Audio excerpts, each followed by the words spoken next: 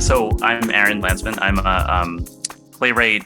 I write other things as well. I teach. I do some directing, and I have a kind of multidisciplinary practice that includes theater, socially engaged, long-term practice that gets called right now social practice. And I teach part-time at Princeton. I also make work with Princeton students that usually involves collaboration with humanities professors. I'm based in New York City, and I'm originally from the Midwest. Hi, I'm Mallory Catlett. I'm a director primarily. Well, I create and direct pieces of performance, basically across disciplines is usually what I say. Um, I do some freelancing. I'm a co-artistic director of Mabu Minds in New York City, and I also have my own company called Restless NYC Productions, where I do mostly when I'm generating work from scratch. That's my own. That's where I do that. Yeah, I mean, I work really across disciplines from installation to music theater to opera to the occasional play if Aaron writes something, but I don't do too many plays anymore. Yeah, and I teach occasionally. When asked, I really like to teach, students making their own work. So I have a process by which I like to mentor students making their own material, whatever that is. So that's kind of when I do teach, it's what I like to teach mostly. So yeah, I'm from all over. I come from a military family all over the States, but I've lived in New York now longer than I lived anywhere else. So that's my story. Cool, thank you both, and it's a pleasure to meet you. I'm Tom. For the past 12 years, I've pursued a career as an applied theatre maker and producer. I currently work at Derby Theatre, which is the United Kingdom's leading producing and learning theatre. I work as the community and learning producer, which comprises of many different roles, and I get the incredible opportunity to work with so many different young people and communities, whether that's producing participatory projects, delivering, facilitating, directing, and the superb opportunity to work with incredible colleagues and associate artists within the Midlands. So we're here today to talk about your new book, more specifically about your performance city council meeting and the book itself, The City We Make Together, which is really an exploration of not only your methodology, but also how the piece came together and your relationship as makers. So I wonder if, Aaron, you'd like to start off and maybe tell us a little bit about how all this project kind of came together, really. Sure. And yeah, thanks again. Mallory and I had known each other in the theater world, and specifically in like downtown New York in the early aughts. I had seen Mallory's work. I think she had seen work that I was involved in. I had a kind of concurrent practice as a performer as well as maker. And then in 2003, we were part of a group called Theaters Against War that a group of theater artists started that was about engaging as broad a spectrum of the theater community as possible in activities related to America's invasion of Iraq and the post 9/11 kind of gearing up for war. And Mallory and I both had experience doing site-specific work. So we led a kind of march, parade, protest in the rain with umbrellas through Midtown Manhattan and the theater district. Concurrently, other artists had as many theaters as possible give curtain speeches. So that was that was the beginning of our working relationship. And then since then, Mal directed a play that I wrote in this top of a abandoned office building in Lower Manhattan. And I had seen her work when I started thinking about the city council meeting project, because I had seen so many different kinds of projects she had worked on and felt like her imprint was in allowing the best of those projects to really live in front of us as an audience. So that was really exciting because I started this not knowing what it was going to be, just that I had this story, which I will tell. I was in Portland, Oregon in 2009, working on a different project, and got dragged to a local government meeting by a friend who worked at the theater. And we met with a a commissioner, they're called there. And he was interested in supporting our project. And he said, you should stick around for the government meeting. It's going to be great. And I was like, local government meetings aren't great. They're really boring. And he was like, no, this one's about zoning. And I was like, oh, case in point. And so, but I went because I felt like it was an obligation because, he was possibly going to support this other project. So I couldn't say no. And I went in and part of it was really boring. And that actually really stuck with me because on one hand, I was watching people get prepared to speak. And that felt like, they had all written little scripts because in a US local government meeting, you usually get 2 to 3 minutes and then a bell goes off when you want to give testimony as a citizen. And so I thought, well, that's interesting. And then I thought, well, the setup is interesting because you have these power brokers who are facing us, and then you have people testifying to them with their backs to us, sort of in the audience, and you have video of everybody mixed live above the council. So it was that was very theatrical. And then it was still also really boring, like 45 minutes of endless testimony about zoning. And then at one point, a guy got up and the council seemed to know him. There was a lot of familiarity, and he was dressed in a lot of beige and like a sport coat and shoes and slacks, and he had glasses. He was about 60 years old, and he was real friendly. And then in the middle of his testimony, he dumped a bag of trash on the table in front of the council, and it was like heroin works, used condoms, dirty diapers. And he said, I pick these up in the kid zone every day. So what are you all going to do to clean up the city? And a council member said, well, you just created a public health hazard and now we have to clear the room. And then the guy, without missing a beat, turned with a flourish to the rest of the audience and said, well, you just made my point better than I ever could have. And I was like, that's the best theater I've seen in a long time. And then the other thing that happened was that I drove from there to a workshop I had to teach in Montana. And so I drove across the Western US listening to talk radio. And the talk radio was all about all the national hot button issues. I did linger on a couple of right-wing stations, and they were, Obama was in his 3rd month, and there was a sense of the polarization and the racism of that moment was already really setting in on a national level. But I had just seen this local government meeting where it felt like people really got to face off against adversaries and use kind of performative tactics that I recognized to make something actually happen. Like this guy, Pete Colt, was his name. He was at a lot of government meetings, and he had a lot of issues that he cared about. And he often was about centering neglected neighborhoods and how they are kept up in the city. And he, I looked back more recently on whether he was successful or not because someone asked. And I don't know about that particular issue, but he did actually work with the city in that kind of adversarial role to clean up certain neighborhoods. So I found that really inspiring, and that's where the project began. How exciting. So Mallory, how did you then get involved? How did this project then make its way over to you? Well, I mean, I'm always up for a challenge, I started as an artist, as a dancer. And so my relationship to sort of people moving and to music and all that comes from those things. And I think in the theater, I love to kind of bring conventions of other art forms into the theatrical space, or when I adapt a lot of literature or text from outside. So I'm always really interested in how to bring things into from outside of the repertoire into a theatrical space, and how, and as opposed to just sort of putting it into the mill and churning it out to be a play, actually use that to kind of expand what we think of as performance or what we think of as theater. So when Aaron told me about this project, I was like, yeah, you know what I mean? Because I mean, in so many ways, we knew we had a love of working outside of theatrical spaces, and that was obviously going to be a big deal about, making something that could go to a place and wouldn't always be a theater.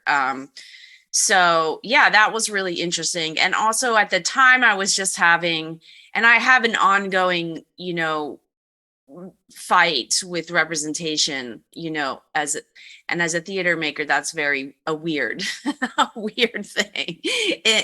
That's the aspect of theater that I'm always rubbing up against. And so I was thinking a lot about just pure communication, and so it was really interesting project to me because if it was going to be, because one of the first decisions we made was that if it's about participation, our question was about like, why do people participate or not within this setting, then we should try to make a structure where the audience actually performs the piece. So because that was going to be, we made that decision, it was like, and probably because I was thinking about this, it's like, I wanted to make something that actually wouldn't work unless we could clearly communicate to the audience, right?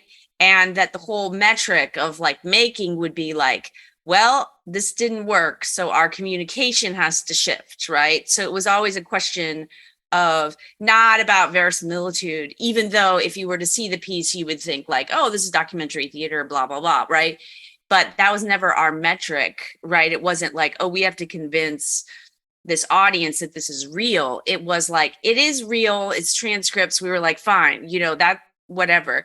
It was more like, how do we actually get people to participate in the moment, make them feel like they can do it, make them think about why they want to do it or why they decided not to do it, or I'm going to reflect and sit in judgment, like all these kinds of things that happen to you when you go to a city council meeting. So I was really like stoked because I thought, oh, I can really think about what it means to really communicate with an audience. And so that was really that was exciting to me. And I was like, okay, yeah, because it was like what I wanted to be thinking about at the time.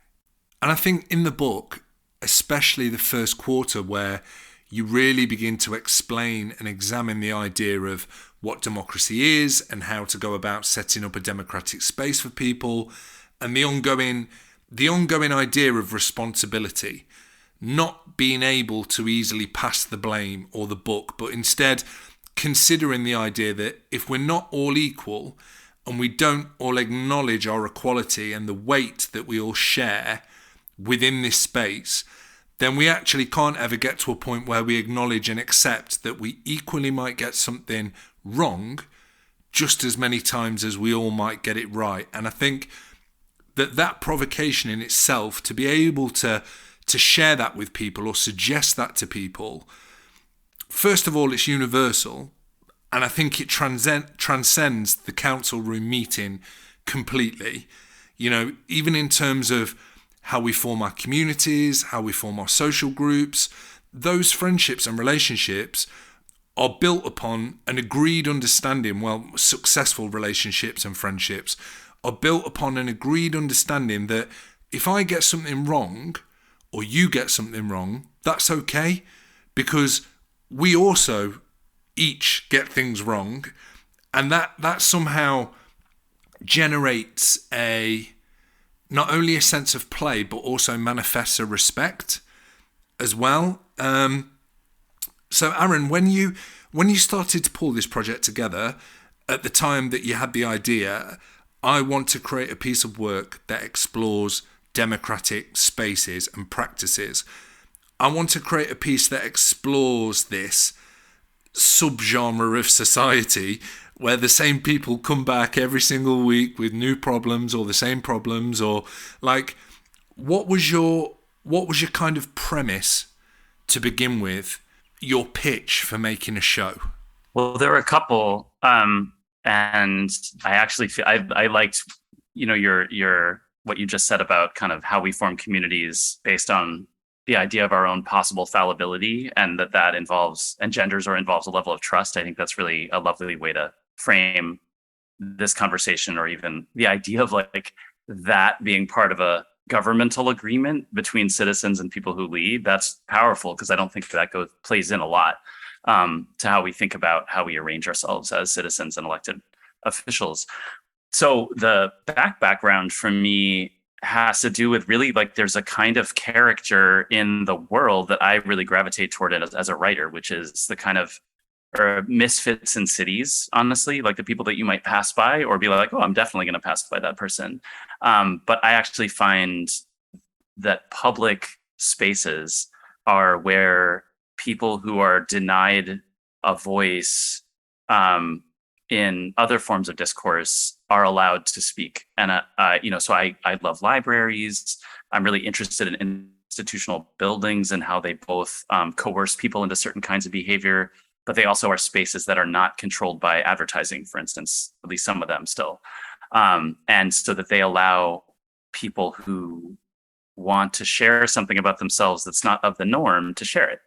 And so public spaces and people who need access to a voice coalesced really in this council meeting. And then, Mallory and I both went and saw a ton of council meetings, and there is always a theatrical moment in almost every council meeting you go to, even if it's incredibly subtle.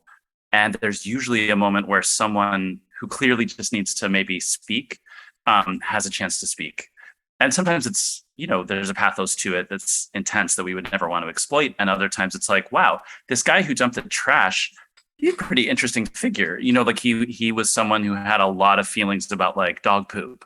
And there are other meetings that I saw online where it was like he really gave a whole testimony about that. And so that's not something that we normally spend tons of time talking about, maybe unless we're dog owners.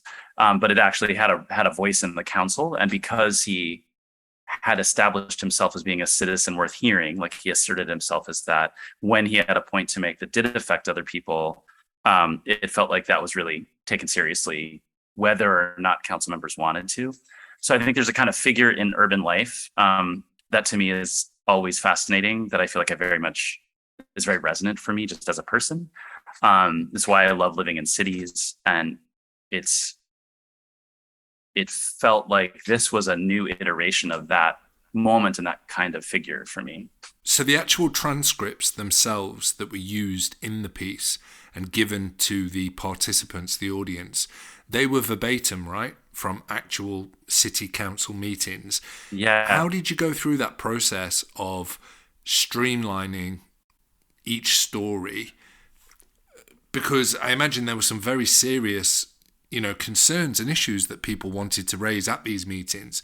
So how did you select the appropriate topics and then thread them into a script, into an experience, into a performance? So in terms of the meeting, so the whole thing is in two parts. So there's a meeting, then there's an intermission. And then in the second half, there's what we call local ending. And the local ending, basically, that is a discrete piece that we make in that particular place. So the meeting itself doesn't change. The way that the way we decided what to do where was that we were very influenced by the sort of ethnographic study that applied Goffman's theories about performance in everyday life to a city council meeting that was a dramaturgical, and basically kind of broke down. So city council meetings work in a particular way, even though city council meetings all over the country are very different, like the way they're structured, they're sort of like Robert's rules or whatever but basically they start because they want everyone to feel good in the beginning. So they start with this sort of feel good. We do like nice inclusive things in the very beginning because we want people who show up to feel good about their government, right? So we give awards, we do like fun stuff.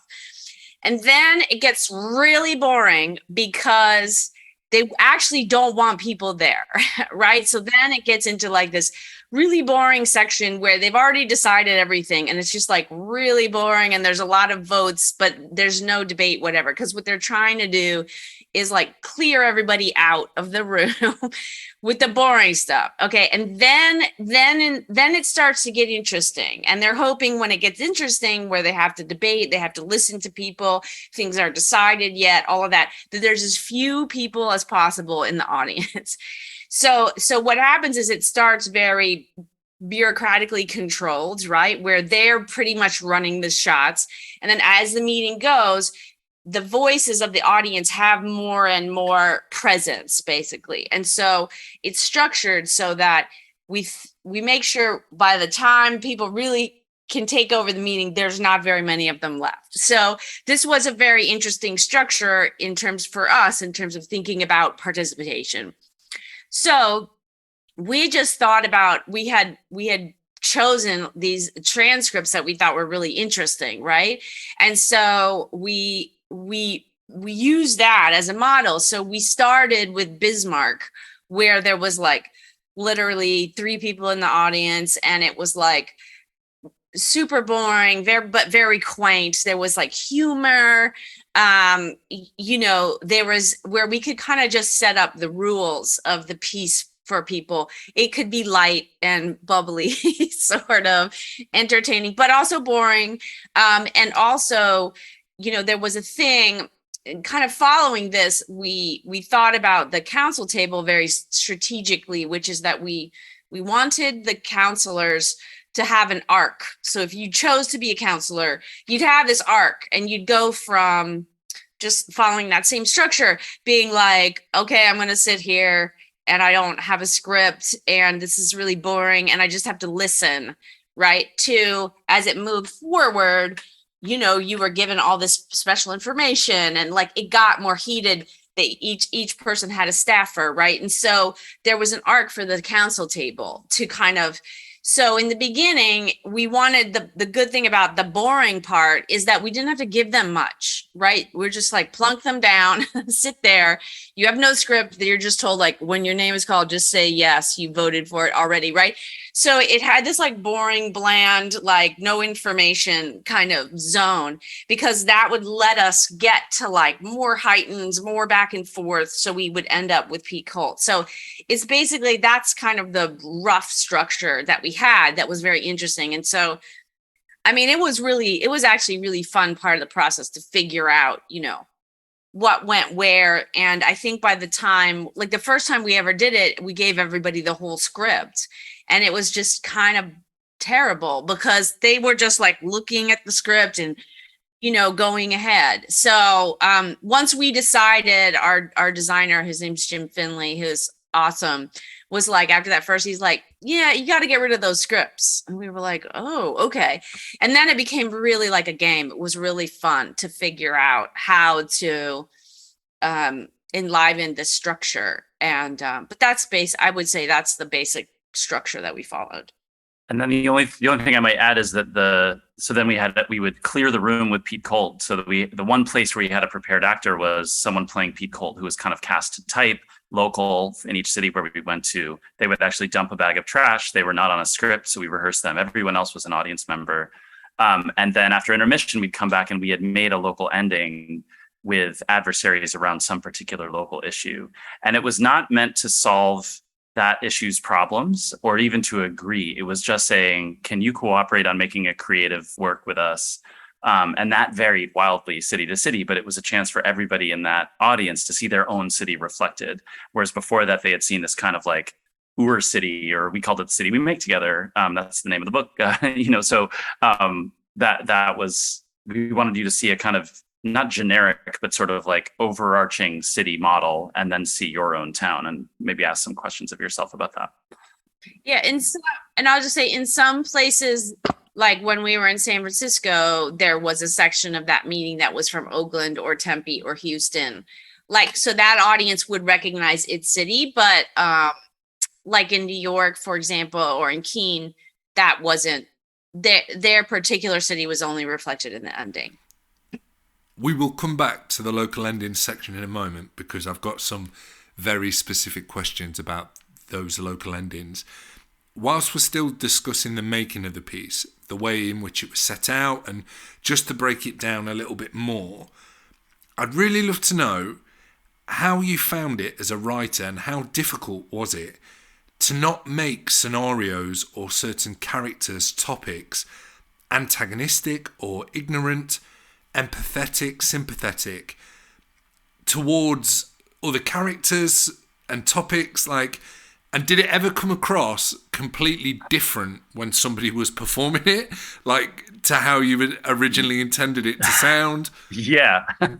Yes, it was difficult, and I feel like it walked a line on purpose, and that sometimes it would cross over into one place or another. The piece starts really with an orientation video, and that video was kind of modeled a bit after what you see when you do jury duty in the US, which is like poor production values, but usually someone famous narrates, like Ed Bradley, who was this like, eminent screens of journalism, would narrate, but then you'd see this terrible video of like people being drowned as witches while extolling the virtues of democracy. And we kind of had like some version of that humor, but also we would have like local officials or activists or students in each city record the orientation video. And in that video, you get to make a choice. Do you want to be a council member, a speaker who gets a piece of testimony, a supporter who doesn't speak but gets instructions like get up, answer your phone, leave, or do you just want to be a bystander? And we chose those words fairly carefully so that they would each be provocative in a way, right? Like bystander is a provocative term because there's innocent bystander and then there's the bystander who let something happen. And I feel like there are a lot of stories in the US right now about cities where people just didn't show up. And so, or showed up and didn't pay attention and something radical happened in their towns for better or for worse. The place where I feel like the piece was provocative in different ways at different moments had to do with like, if you were a speaker or a council member, you would not necessarily get instruction on the demographics of the person whose words you were speaking. What we made really clear, I think to our credit, was you are speaking the words of someone who actually gave this testimony or was on this council at a real city council meeting. So that usually meant that people took seriously what they were saying and did not necessarily speak to stereotypes. And some really beautiful things happened in those moments most of the time, right? Like you get someone whose testimony says, I don't want, you just pick it up and all of a sudden you're reading it to an audience. And it says, I do not want to be classified as a bad Black child from the projects, which came from San Antonio, where I saw this very powerful government meeting where dozens of high school students gave testimony to the city council about how their neighborhood was being left behind. And it seemed to have an impact. And, if you in New York and you get a bearded white guy in his 30s who gives that testimony, most of the time they would choose to treat it with a lot of respect and not play a role. Occasionally, we would get people who wanted to play the stereotype of what they thought someone who was going to be classified as a bad Black child from the projects would do.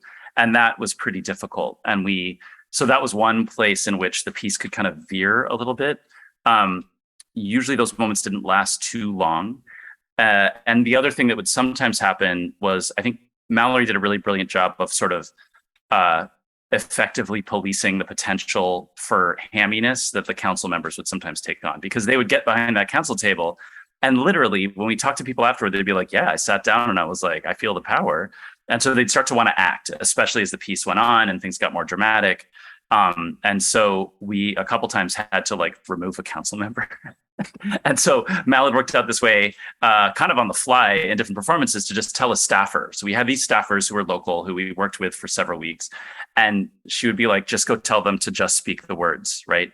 And gradually we worked that into our orientation of the council members. So on one hand, if someone was really shy, but they had gotten brave and taken that role on, a staffer would lean over and be like, you're doing great, just keep speaking into the microphone, or you're doing awesome, really.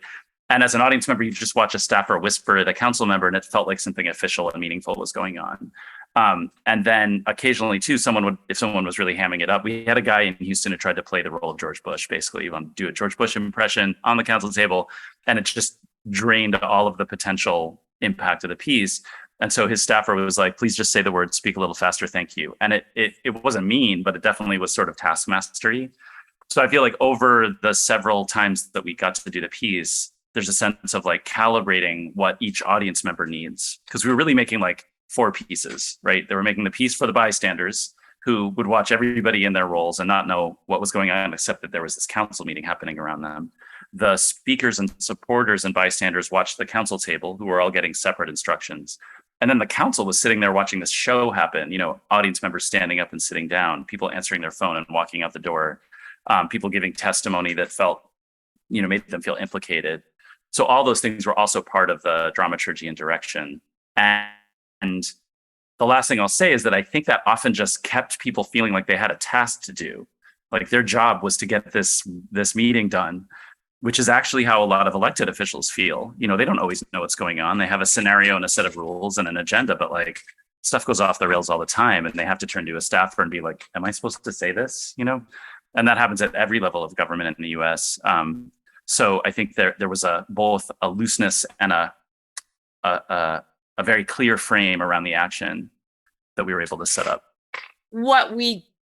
I think what was interesting for me is that we had like this group of staffers that we trained, some of whom were, I mean, not very many in the full scheme were ever really performers. They were more just like people who wanted to be engaged in the process and wanted to think about the ideas. And because we had a very short way of like rehearsing them that involved a lot of like explaining the theoretical underpinnings of the whole piece. So they really understood it, that they could kind of guide the experience. I mean, I think what became interesting is that what we realized is that we're setting up a rule-based performance, right?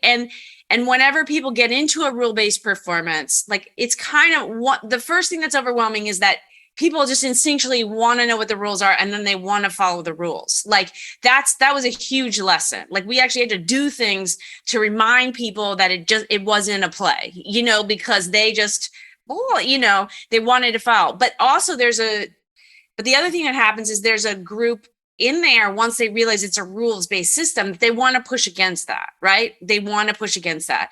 And I think that was a hard thing to accept, because what we were able to do is like something would go wrong and then we would come up with a way that could be mitigated. And when I say wrong, it's just like when somebody plays out a real stereotype. And the craziest thing was there was never the same problem ever happened twice. So we'd come up with a solution and we'd never have that problem again, But what it did do was make the staffers really hyper aware of just exactly what the environment we wanted to instill. But at a certain point, like I think, you have to accept that if you set up this rule-based performance, that you can't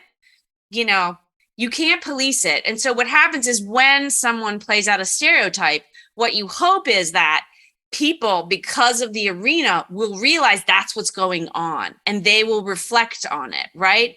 And you will, when we had it in one performance really, overtly. And I think like the audience was they were very uncomfortable. A lot of the people who were conscious of what was going on were very uncomfortable. And so they were able to see their community in a very precise way. And so I think that we did what we could to set rules in place so that people were respectful. But to a certain extent, there's a kind of person like the guy who wants to be George Bush or whatever, right? That's the kind of behavior that is going to come up for that kind of person. And so what you have to do is you have to like have rules to mitigate it, but you also have to realize like, oh, that's who we are in this room when we perform, So it's also a little bit about, so I guess for me, the realism is like when we actually do have to actually look at who we are, you know what I mean? And we are both the person who just wants to do it right. And, and we are the person who wants to push against, right, and disrupt and act out. Like that's also part of it.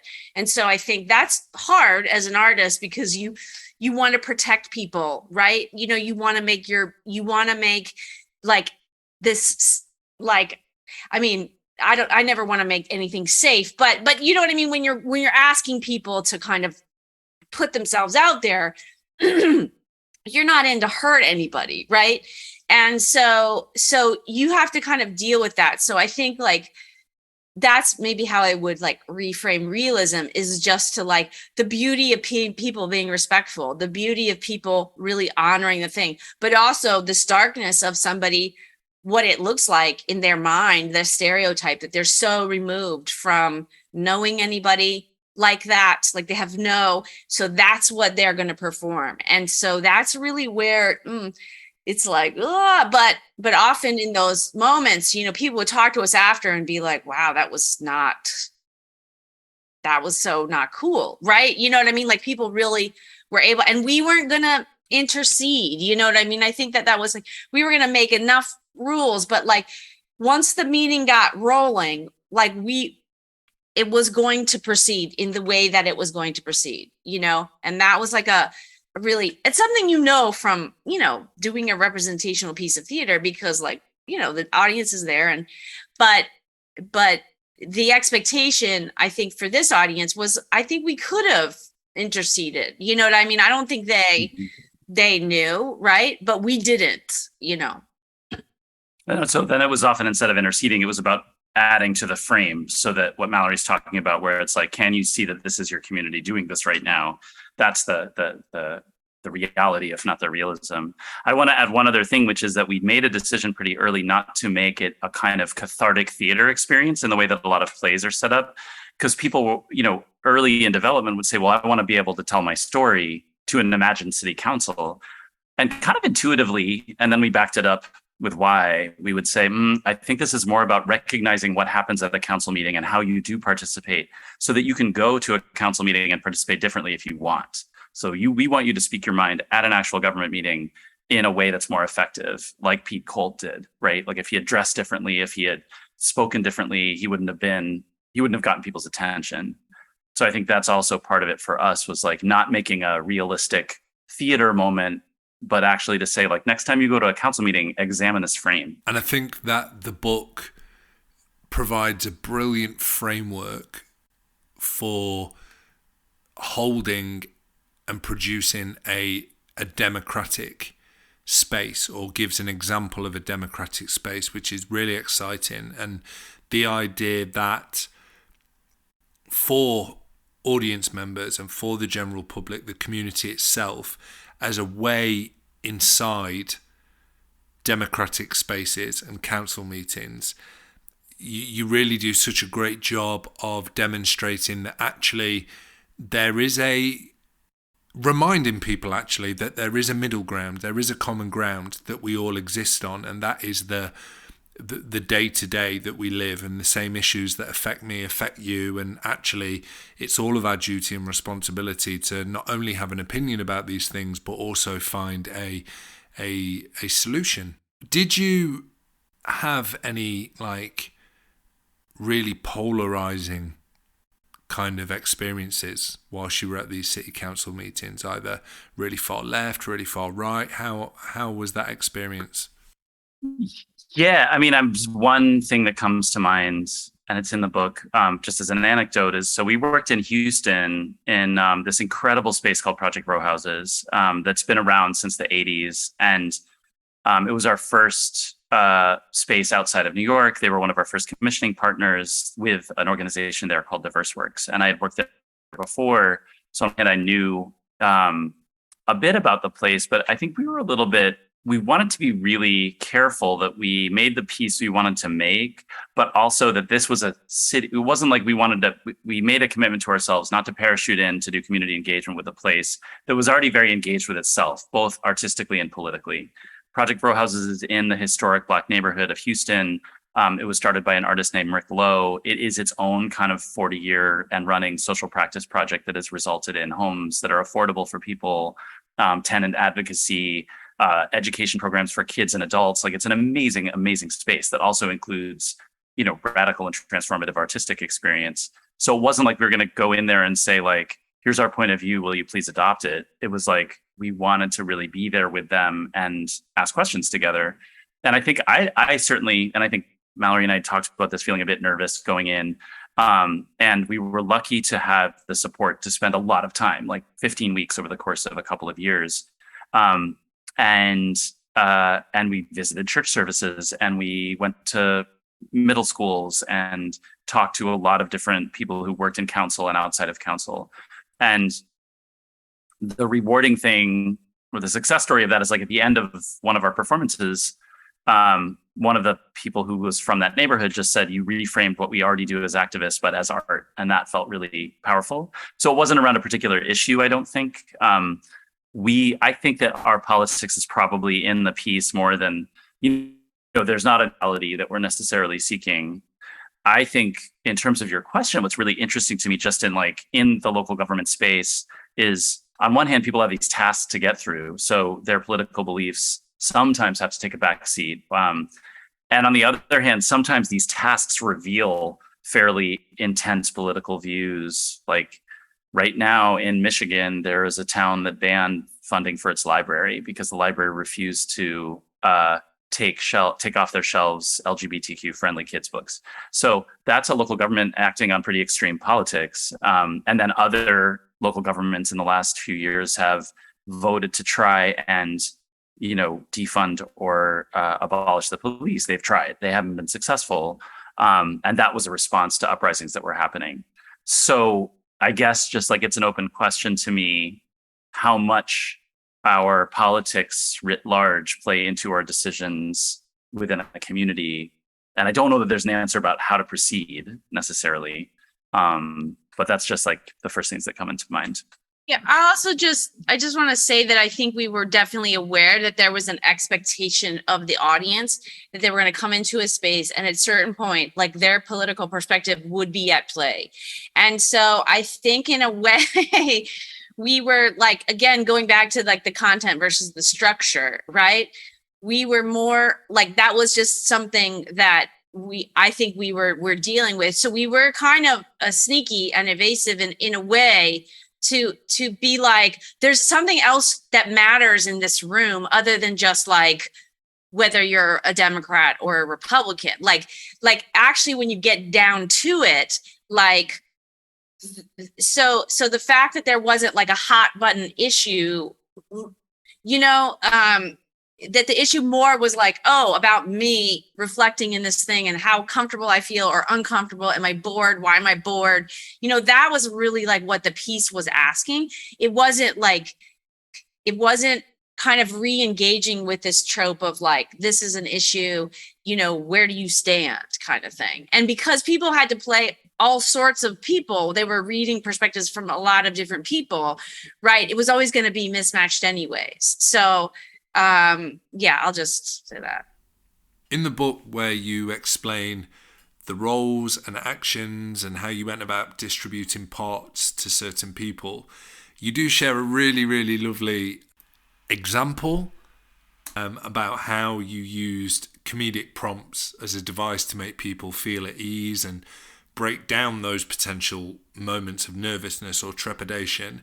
The example that I loved was you writing in the script, giving the character the stage directions of just standing and nodding several times before the piece could actually move on. And actually that's such a really lovely device to put in there to loosen people's attitudes and people's anxieties potentially about taking part in something that they have no experience of.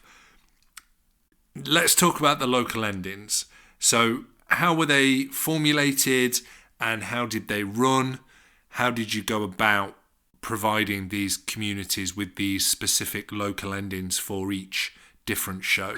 Well, we would just agree not to try to be experts about another city. So that was a starting point. And so that meant that we had to go to a meeting, a local government meeting in each city, and basically say, this is what we saw. These are our observations. No matter what it was, we had to find the theater and the possible kind of local ending within that. So that also put us at risk in a good way. That like we went to Tempe, Arizona, and there was a meeting about ficus trees, and it was really boring. And we were like, oh no, we left the meeting being like, maybe we should go see another meeting. Maybe we should break our own rule, But when we drilled down, what we realized was that the meeting started with the city saying these ficus trees don't really belong in the desert. They lie in the downtown main drag. And they cost us about $10,000 per tree, over the course of 5 years. And there's hundreds of them. And then there were some engineers, and they gave a presentation about this other kind of tree that belongs in the desert, would cost less, looks similar, but the leaves do fall off in winter. And then like 50 people got up and were like, yeah, but we like the ficus. You know what I mean? Like, it doesn't matter that we're spending millions of dollars. This is the brand of downtown. Someone from the tourism board was like, we can't do that. And what we realized also was that a lot of unhoused young people hung out under the ficus trees. And so we started saying, the ficus trees are a bit of a coverage for this other issue that no one knows what to do with. Like unhoused people in the Phoenix metro area is quite an issue. And each municipality, there's several that are kind of packed together, deals with it differently. And Tempe didn't want to have to deal with the way that it deals with unhoused people, which was actually a bit more liberal than other cities in the area. So that became, the interesting thing for us to pursue. So we worked with a woman who had been unhoused and then had just gotten housing, and then we worked with the head of the tourism board, who were both very willing participants. We didn't ask them to try to solve homelessness, but we did ask them to talk about what they wanted the city to be and what they wanted their lives to be. So, we spent a lot of time talking to different people who were living on the street. We talked to city officials. We talked to the guys who take care of the trees, and just tried to bring as many perspectives as possible. So when you came back from that intermission, there was a forest of small ficus trees on the stage.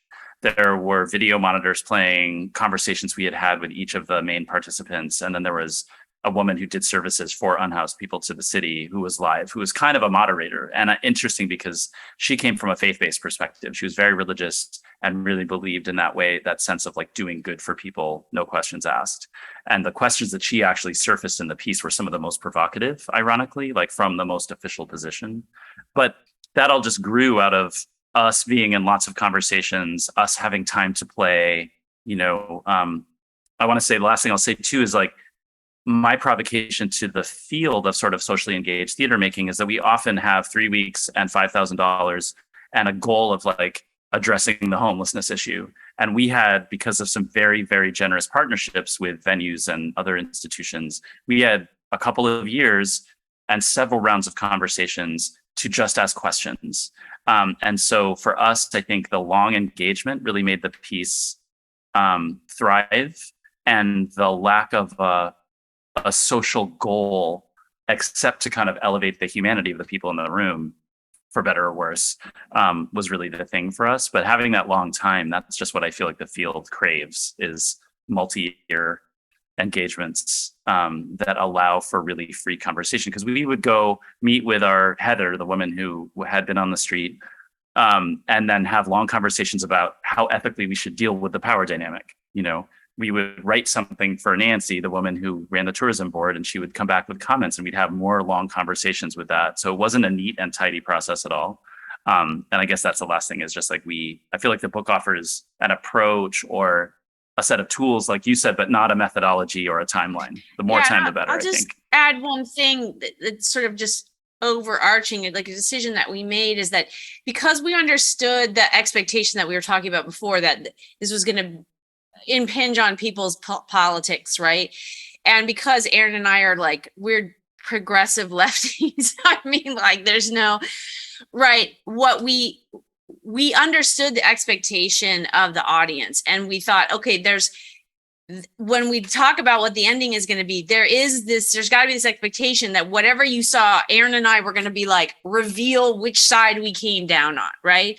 And we were like, that is so boring. Like, we're just like, oh. So what we basically just decided is that how would art, right, deal with the same tensions that appeared in the meeting? Like, that's basically like, how would we aesthetically, just if we could think purely aesthetically, how would we deal with those same tensions? And so that was really like what we shifted towards, that really helped us, Rich. And then Aaron was like, what if we just like got people on different sides of an issue to make something together, not to solve the problem or talk about the issue or anything. I mean, like in Tempe, we did bring up ficus trees, but it wasn't to reveal who was right or who was wrong. It was like, it was beautiful. We made this installation. The aesthetics was really like the thing where we wanted to kind of invite people into the multi perspectives around something. And I think, so that's just a big way to kind of frame the particulars that Aaron was talking about. Honestly, this conversation has made my day. It's really made my day. It's so wonderful to be in a position where I can sit and listen and question work like this. And I just want to say a massive thank you for your time, because this project must have took so much of your life, putting this piece together and working with the audiences and the communities that you worked with. And I can really appreciate that, because I know what it feels like to work on something for so long and have so many other people involved with it. And then on top of that, you've also got an audience there as well. And I just think it's brilliant. And the fact that you've then gone and put this together into this brilliant book for people to learn about not only the project itself, but how they could go about creating and playing with some of these conventions. It's superb. It really, really is. So thank you. And it's a really priceless resource for anybody who works in our field of theatre, applied theatre. Who is this book for, from your point of view? Well, we're starting to build a curriculum with it. That is, one of the weird discoveries that we made relatively unintentionally was that, like, you put an 8th grader, like a 12-year-old in the mayor's chair, and they understand something about these structures that Mallory's talking about really well. And so I've been teaching a freshman seminar for first-year students at Princeton, where we kind of replicate a lot of our process. We do a lot of the same readings, then we go visit meetings in nearby communities, and then we make a short performance based on those transcripts. And then last year was the first year we were able to do it in person, and the students came up with their own local ending that involved, like, because I had a very diverse group of people who all came with like several different home languages. And so we made the local ending in like 6 different languages. It just lasted 5 or 6 minutes. That was like extra credit. Like, I wasn't expecting that. But the goal is to then translate that to high school and middle school students and build it out. So it's for educators, but it's also for, I think, people who want to practice trying some of these approaches. There's a way that I do interviews that I learned from an ethnographer that kind of makes me responsible to someone else who's a subject. And those are some of the ones off the top of my head. Mallory, what about you? Just to kind of zoom out a little bit, right? And to also, we do talk a lot about participatory theater and our feelings about it, and just and how often, like, it makes us not want to be there. You know what I mean? So also for people, because I feel like, so going in the other direction, for artists who are like all in on the immersive, whatever that is, it like, to me, it's also for them, it's for that group too, to kind of like reconsider their skill set, right? And to actually, because I feel like a lot of immersive theater is like all in on the theater, but like for the average person who has difficulty even going to the theater, like, it's a lot, right? And it because the interrelation, you just can't, like, the interrelationship and the politics of representation, right, is exacerbated when you get into those immersive situations, right? And so I guess on the other side, it's also about, like, for theater artists to like really examine what they're doing in a more structural political arena, I guess, Mallory, what an incredible and brave thing to say. Like, I feel so inspired by that, especially as applied artists, to not be confined, to not just settle with this is what we do. To really understand that actually we have an artistic contribution to the wider community, that our art and our way of working might be the missing piece when things get all tangled up and we don't know what to do, or we don't know how to settle certain things. And I always go back to the commission model and thinking about, communities working with professional architects to design a park or to design a local school, and young people being involved in that process, and actually it being applied facilitators that help create that democratic space where people are able to contribute. Yeah, thank you, Mallory. That was wow, what a provocation. Can I add one just like brief like addition to that, which I think it takes us back to your starting questions around, like, the philosophies of democracy and the idea of everyone being equally suited to lead. And I think our provocation to ourselves was like, everybody is equally suited to understand philosophy, to understand power, and to participate politically in making an aesthetic work. So I think that, like, if we can hold ourselves to that as artists, and I think that's what the book is kind of asking I'm sure we weren't successful some of the time, but like, that's what I think we would love to do, like Paulo Freire and Boal hovering around kind of with those ideals for years and years and years. But I think that's maybe what we tried to bring to bear on the project. What a perfect final thought, Aaron. I was rehearsing that before. I was rehearsing it. You planned that with my cat right here. Thank you. And with that, I'd just like to say a massive thank you to you both for joining me today. It's been a pleasure. The City We Make Together, City Council Meetings Primer for Participation by Aaron Landsman and Mallory Catlett is available on Amazon, Google Books, Kindle. Please make sure that you do check it out. I will definitely include a link to all of those platforms that I've just discussed, so please have a look in the description to get your copy now. Thank you both so much, and I can't wait to hopefully speak to you again in the future. Thank you. Thanks so much, Tom. Thank you so much. Pleasure to meet you.